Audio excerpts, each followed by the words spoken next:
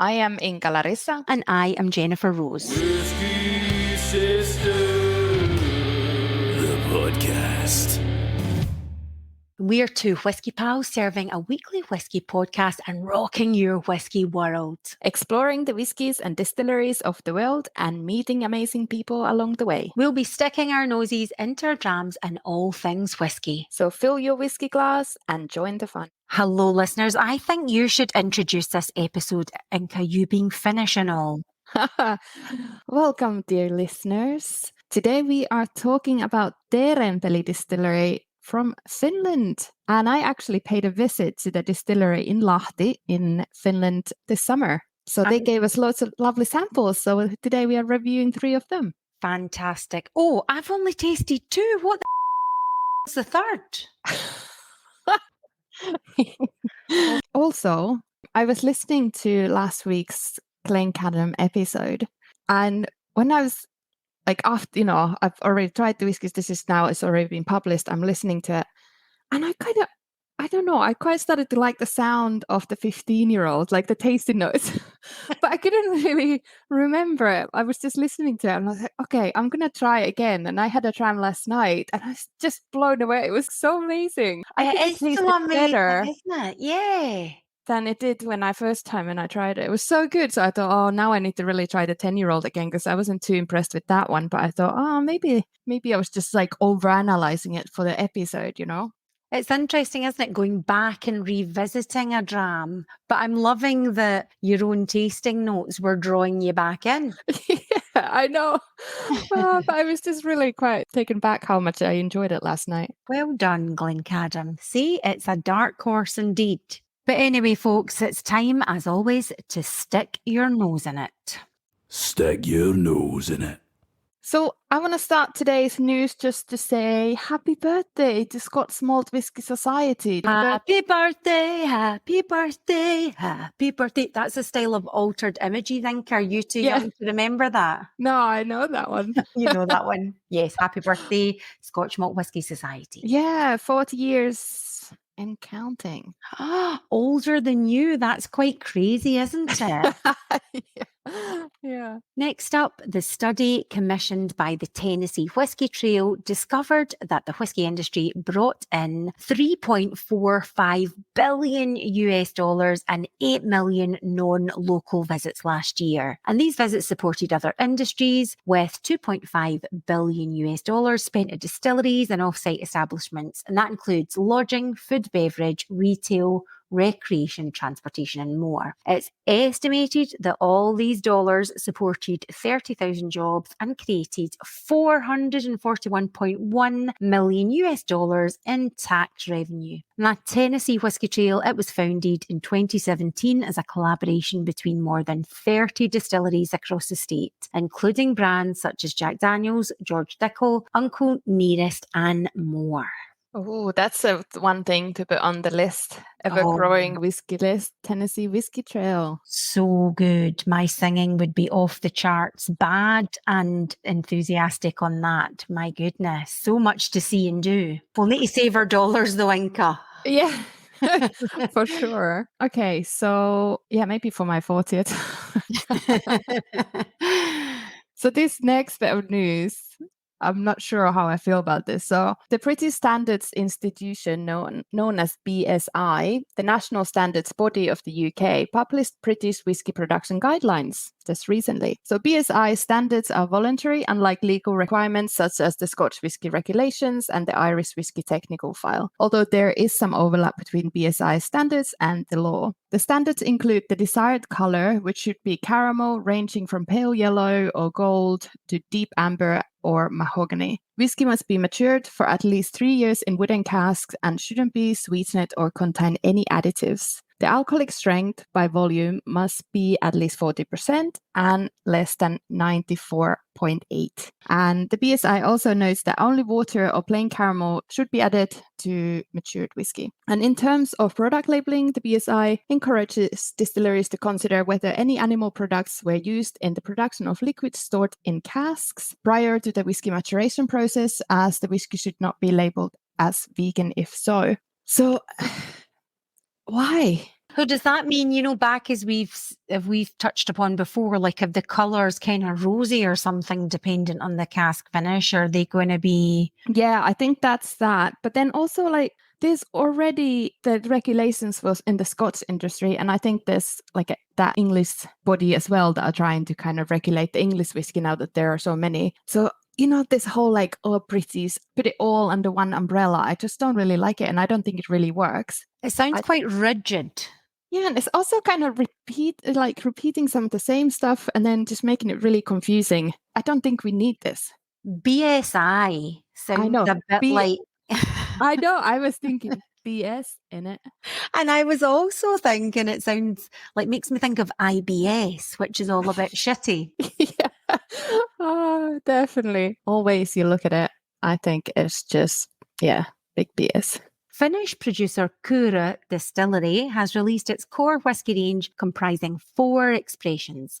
The quartet of whiskies are made from 100% Finnish rye and include Kyrö malt, Kyrö wood smoke, and the new Kyrö Oloroso and the new Kyrö peat smoke. Co-founder of the brand said, launching this core whisky range is a huge milestone for the brand. It has been in the making since we launched malt in 2020, so it's surreal seeing it come to life. The core 4 were made to showcase the versatility of the rye grain and has allowed us to create something for everyone whilst introducing them to the Finnish rye whisky category. And we actually featured some Kyrö. Kyrö!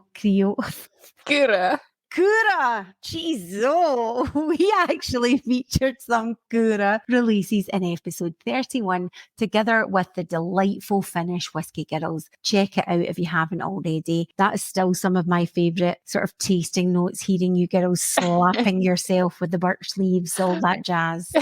Oh, it's funny you were saying delightful. I thought you were going to say delicious. They are quite delicious though. They're super sweet, aren't they? Yeah. And their pictures are beautiful. Oh, like, I know. So stunning. Yeah, definitely. It makes me miss Finland a little bit when I see their pictures. Totally.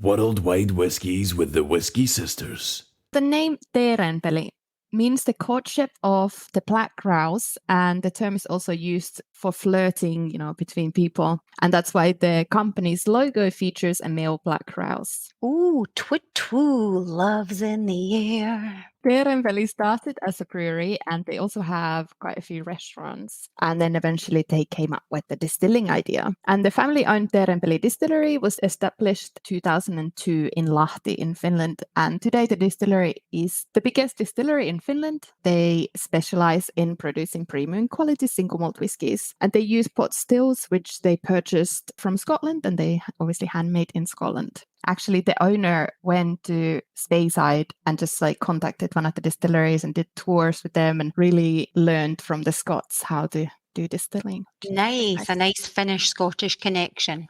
Yeah, and they use mainly ex-sherry and ex-bourbon casks in the production. So the ones we're reviewing today are very sherry heavy. They've also matured whiskey in various patches of export, Madeira and rum casks. And each cask is filled with the new make spirit with the strength of 63.5% ABV. And obviously the climate is colder in Finland, so the spirit seeps in slower into the wood. And also the distillery is one of the northernmost distilleries in the world. Oh, that's quite cool, isn't it? Yeah, so that also means that the wastage or the angel share is smaller. Also, the ABV remains higher because the water evaporates in sub-zero conditions. Oh, that's quite nice. So less angels and more devilment afoot in Finland. Yeah, but obviously, I think this cask influence, you think that they need a little bit longer in the cask to get properly flavors from it. All the whiskies are produced using Finnish non-peated malt from a local malting factory and fresh Salpausselkä groundwater. So obviously they have some peated releases. I think the peated malt comes from Scotland, I think. And the total capacity is over 100,000 litres of new spirit per year. Inga, can I just say, so did you actually visit there when you were last over in Finland? Yeah, so I took the train from Helsinki because it only takes an hour or less than an hour. So I went to visit, yeah. Very cool. They've reduced their carbon footprint with their own wood pellet power plant since 2015 and used the closest possible ingredients in the production, with most of the malted barley grown within 150 kilometres from the distillery since the beginning in 2002. The malting plant, the Viking Malt, is the 5th largest in Europe, founded back in 1883, and they have more than 60 types of malt available. Brewing and distilling process requires plenty of hot water, which in turn means high energy expenditure to reach the needed temperatures. And to achieve this in an environmentally sustainable way, Teerenpeli chose to build their own pellet power plant. Go them. This way, they've been able to produce the process heat renewably, especially since the pellets are made from a residual sawdust of a local sawmill. And not only this, the electricity has also been produced renewably from wind and water power plants. By using these wood pellets as an energy source, they are reducing the carbon footprint roughly by 90% compared to the more traditionally used fossil energy sources. They sound fairly innovative. Yeah, they pick on their sustainability, and even, the bottles, the core or the tops and things like that, they're really thinking, and they don't have any gift packaging and things like that because it's just wastage. Yeah, keep it real. Yeah. So their core range includes 5 different kinds of single malts, and many of the malts have won several awards in different competitions over the few years. In 2020, Teerenpeli won the Worldwide Whiskey Producer Award at International Wine and Spirits Competition, which is... Woo! And they also make blue gin, which is really, really nice. And they also do an aged one as well. If you like gin, look it up. So, Inka, paint pictures with words. What was it like to visit there? Is it like a Scottish distillery? Is it quite different? No, it's very different. It's kind of, I don't know, it doesn't really look like a distillery. It's just almost like a warehousey thing. You walk from the front door. There's a shop. Because they also obviously do brewing, so they got loads of craft beers and all sorts of other drinks. So you can buy stuff from the shop, and then they have their little tasting room there. And then the distillery building is kind of behind this facade, so you need to go to a different building to get to the stills, and the brewery is in the same building as well. So it's kind of warehousey. It's not very quite a big industrial setup. Yeah, it's kind of like Glasgow. No, it's more like Glasgow Distillery, but not as industrial. It looks a little bit more, I guess the setting is more Finnish. And it's a bit, Did they have a gift shop with hoodies and snacks? Yeah, they did. And that's where you buy also the beers and things. Yeah, it's more modern, I guess.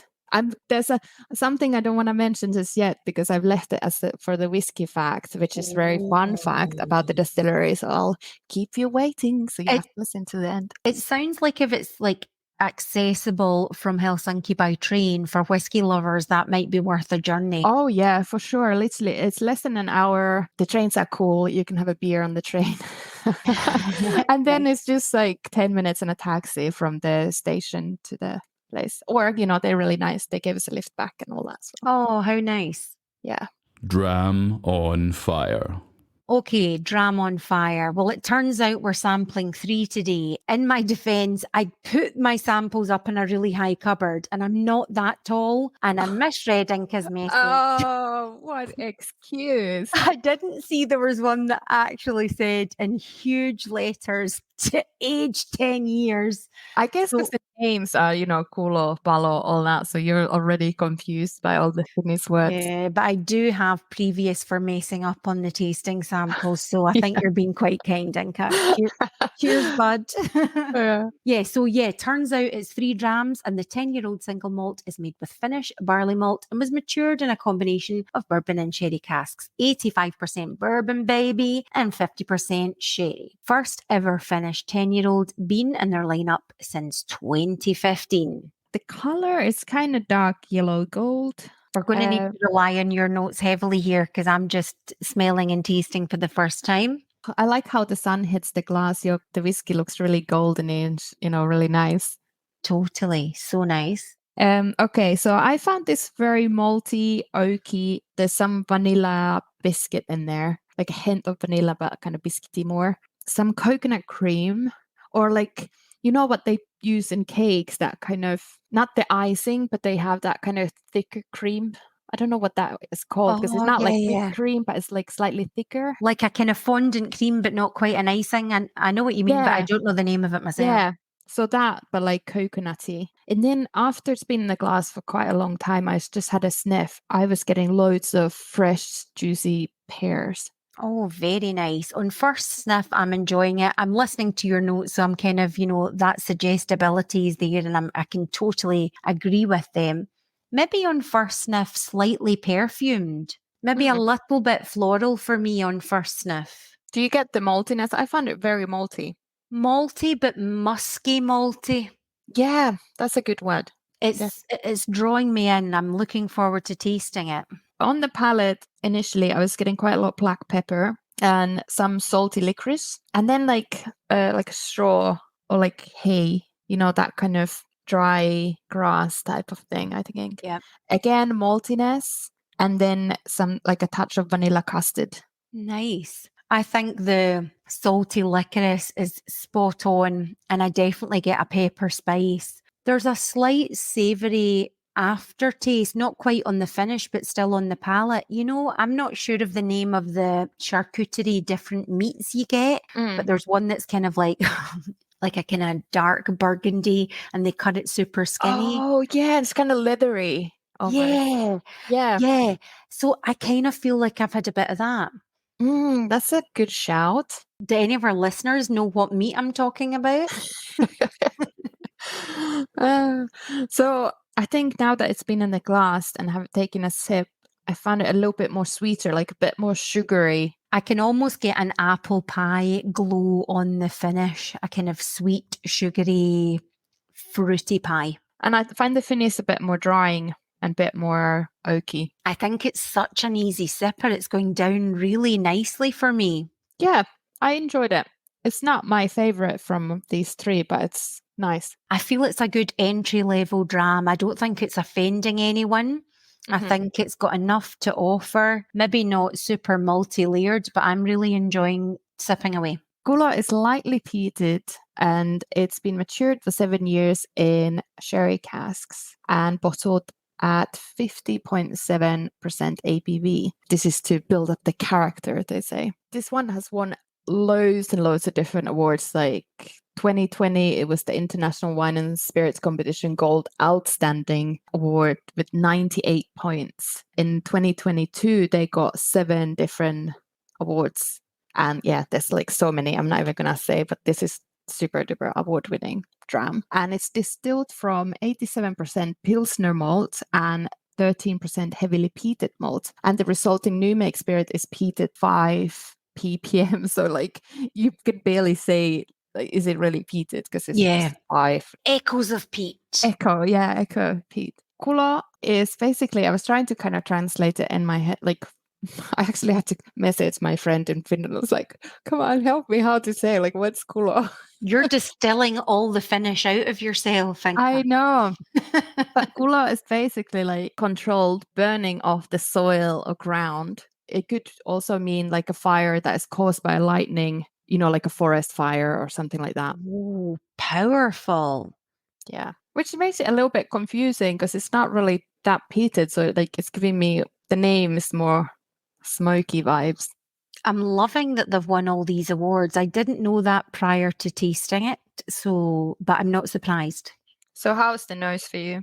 Delicious. I think the colour is quite a caramel golden. The nose is giving me all the feels, a very rich cherry and sultana cake, maybe some sticky, glassy cherries, quite sweet. And then maybe set thick honey on white bloomer bread with butter. And then I got a slight, saying savoury would be too strong, but a kind of empty bag of salt and vinegar crisps, like the afterglow of the crisps with the empty bag. That's a really good one. Yeah. That's a funny one, but I do like that. I speak as somebody experienced with holding empty bag of salt and vinegar crisps. What about you, honey? Yeah, so it's definitely a cherry bomb on the nose, juicy raisins and sultanas, some dark caramel. I was getting figs. Has that kind of heavy sugary smell. Mm-hmm. You know what I mean? Like, I love that you've got figs. That's such a good shout. yeah, and there's definitely now that's been in the glass, there's that kind of mocha, like in Finland we have these little biscuits that has a little layer of, it's like sugary coffeed top. I don't really know what to call it, but that kind of Not really icing and not really cream fondant, but something kind of like that. Yeah, milky coffee. I was highly excited on the nose. Was the nose doing it for you? Yeah, really nice. And I think there's also a little bit of leather in there somewhere. Oh, good call. But yeah, it's very rich. Like, I want to hear your tasting notes first. Go for it. Okay. First of all, I was going to say the color, I thought it was more like rusty red mahogany. It's really dark. Oh, it is dark. Yeah. It's quite salty, grapefruit, sweet, like sweet and sour. Sweet, Yes. like a Yep. tangy sweet.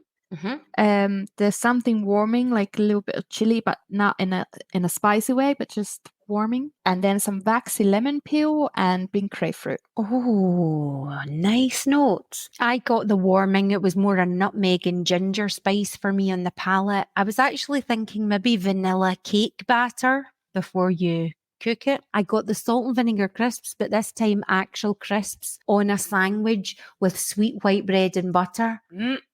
Like a little sort of savouriness, but kind of nice sweet breadiness as well. On the finish, I got quite a caramelly, like a boiled sweet, like a Werther's original. But now I'm getting maybe a wee bit of that leatheriness you mentioned earlier on the finish, as well as a kind of caramelized sweet. Yeah, there is some sort of sweetness that I can't really put my finger on what it is. Bloody delicious. Yeah, it's really nice. So it really nice. sticks to the glass as well. It had really quite slow running droplets. I think it is a total Dram On Fire, and the name even says so.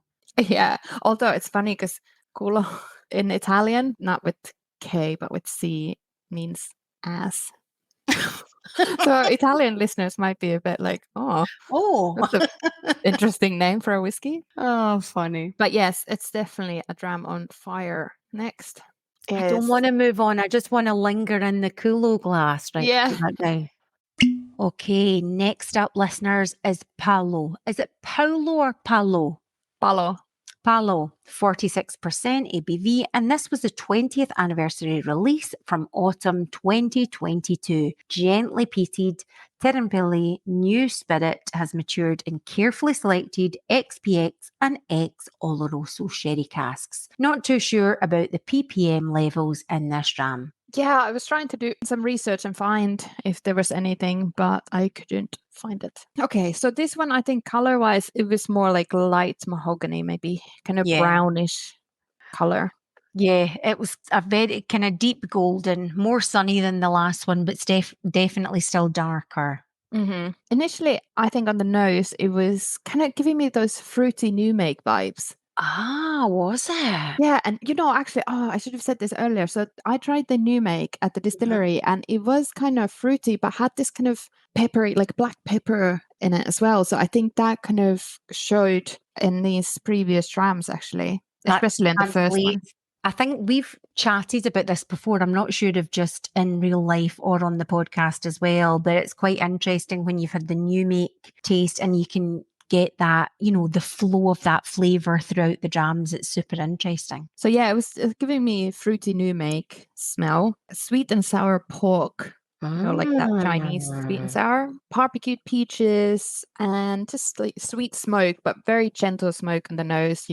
It's not. Yeah. You almost have to look for it.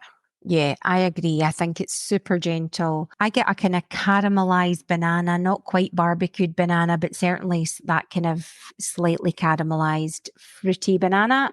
Pecan and caramel ice cream on the nose. Oh, yeah. So, yeah, kind of creamy, but that kind of nutty caramelness. But then I was getting, is that like a dense rye bread, or is that just because I'm thinking of like Finland? But I was getting, chia seeds. That you kind of sprinkle on maybe some rye bread, and kimchi. Is that how you pronounce that Korean, like, kind of sauerkraut? Do you know what I'm talking about, Inka? Yeah. Uh-huh. Oh, I don't know if you call it kimchi. I think you do. But it's this Korean, like, sauerkrauty with all these, like, awesome flavors. So interesting you said kind of, Hmm. about the what you got in the nose as well. It's been in the glass for a little bit. I think there's that black pepper as well. Like you can get in the Chinese, you get pepper sauce. Like I normally order prawns and pepper sauce. But I'm Oh, not getting the tasty. prawns, but just that sauce is really quite salty but peppery. Well, I can't believe you're saying that because I want to rudely jump in before you're asking on the palate and tell you my palate because I've got spiky Chinese 5-spice, then that softened into pickled ginger, and then I got soy sauce. Then I was getting hungry for sushi, and then I thought, oh, it's the sweetness of sushi rice, but maybe with the zestiness of like ginger, and I was having this whole kind of vibe of Japanese cuisine. Ah, that's interesting. I actually had Japanese for lunch. But then it got a little bit sweeter, kind of maybe zestiness of the ginger, sweetened oaty biscuit, maybe a cheesecake base made with oats. And I felt it quite fizzy on the tongue. That's all mellowed though when I'm sipping it now that it's been in the air for a bit. So it has definitely changed. Did you get any peat? Like, did it make you think of peat or smoke or anything really? It's a little bit smokier on the palate now the air's been at it, but it's more a kind of soya sauce, salty savouriness other than a smoky for me. Yeah. Actually, the nose is now also giving me that, what is another like a sauce in the Chinese or like Asian food? Is The kind of black one. sesame seed sauce? No, No, sesame it's sauce, no. teriyaki. Oh, the quite sweet, sticky one. Yeah, Yum. that kind of. Yeah, But yeah. yeah, there's definitely a lot of Asian influence here, isn't it? Yes. I was getting more sweet peat.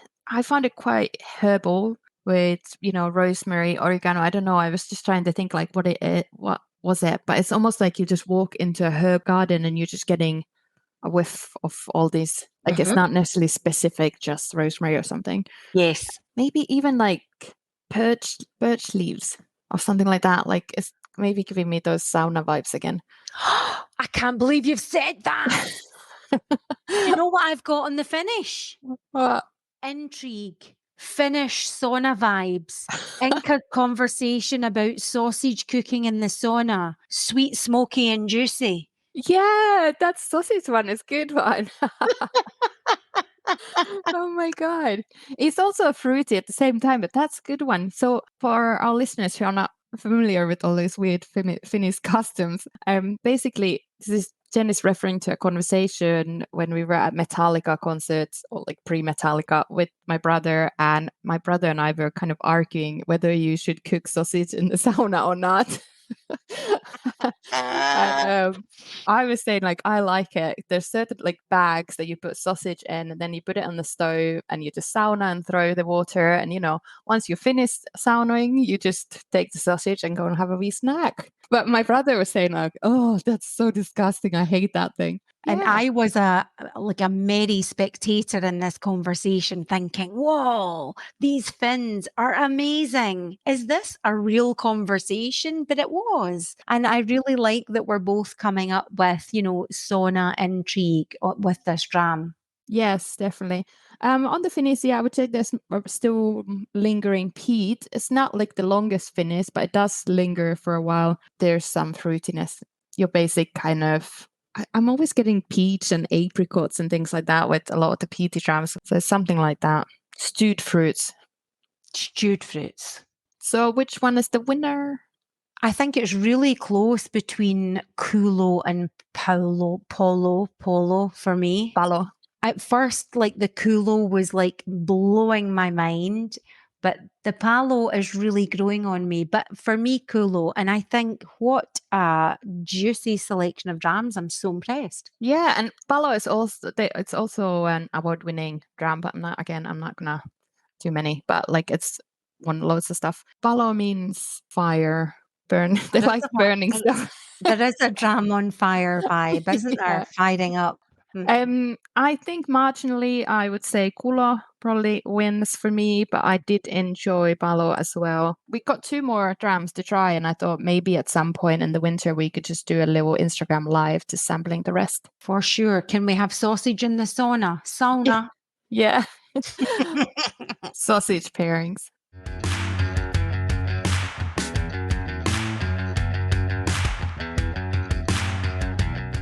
Whisky Sisters Whisky Fact. Okay, so the whiskey fact today is linked to Teerenpeli, and I thought rather than mention it earlier, I'll leave it to the end because it's quite fun. The distillery uses recycled sea containers for storing around 2,500 casks. It's the ship containers, what do you call it? No way. Yeah.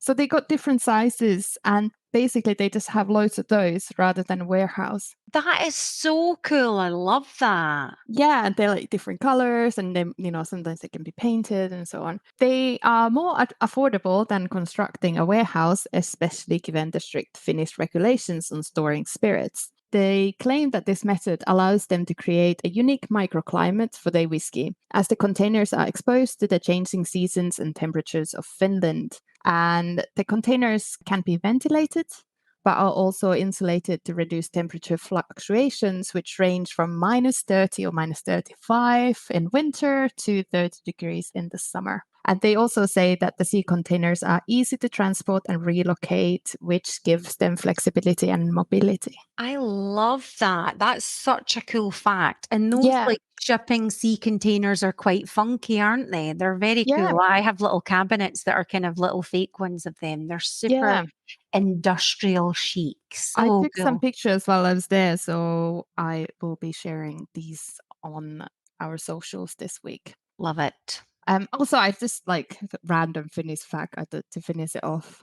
In Finland they have wife carrying world championships. As in a As in wife, as in a human being woman Yeah. being carried by their husband? Yes.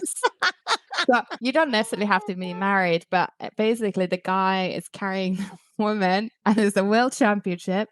So anywhere in the world you can enter. The first prize is the winner's wife's weight in beer. So is it like a race? Do they Yeah, run? it's race. Like there's mud and water and all sorts of stuff, and you just have to. my God. There's, you should Google wife carrying world championships, so you can see how they carry the wives as well, because it's quite hilarious. Tell me this, Inka. Would you participate in said event? Would you Yeah, be carried? Yeah, exactly. But we actually were looking at this one time, me and my husband. I can see it in our future. Although I don't really drink beer, but I think it would be fun. That's hilarious. So good. I must Google this and look up some pictures online. And I will be there cheering you guys on if you are ever being carried to the finish. You've been listening to the Whisky Sisters podcast. Thanks, lovely listeners, as always, for sticking around. And if you're new, hey, how you doing? Hope you've enjoyed this episode and that you delve your nose into more. Next week, extreme excitement. Brace yourself. We have a very special guest to chat about all things music while we sample 3 Bowmore releases. Anyone that likes rock music, is Scottish and over the age of 40 will be mind blown at our guest. Other people might not know who he is, but you soon will. He is amazing. Yeah, I guess if you like music and whiskey anyway, even if you don't know who he is, like me, it'll be fun anyway. Exactly. And I'm excited to try these Bowmore releases because there's a lot of controversy over, are they good? Are they not? There's like mixed reviews on their releases. So now we can stick our noses in these and see what we think. So make sure to follow us on Instagram at whiskysisters.podcast, on X at Whisky Sisters, and Facebook at Whisky Sisters Podcast. And if you're already following us, don't unfollow us. Stay around. Kippis! Kippis, Inka! Yeah. Oh, terveydeksi. Slancheva would be terveydeksi. Terveydeksi. Okay, let's just stick with that. May your glass be full and your dram on fire.